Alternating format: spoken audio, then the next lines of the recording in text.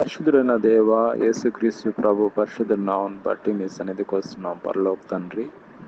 ఈ ఉదయకాలన ప్రత్యేకంగా మిమ్మల్ని స్తుతిస్తున్నా. మీ కృపను బట్టి తండ్రి గత వారం అంతా కూడా ప్రభా కాపాడిన దానికి వేలాది స్తోత్రం తండ్రి. మీ కృపను బట్టి నూతన వారంలో ప్రవేశపెట్టారు నాయన. నూతన వారం ఆశీర్వాదం, నూతన వారం దేవునితో నింపండి. సోమవారం నుంచి శనివారం వరకు అభివృద్ధిగా మీరు కాపాడండి.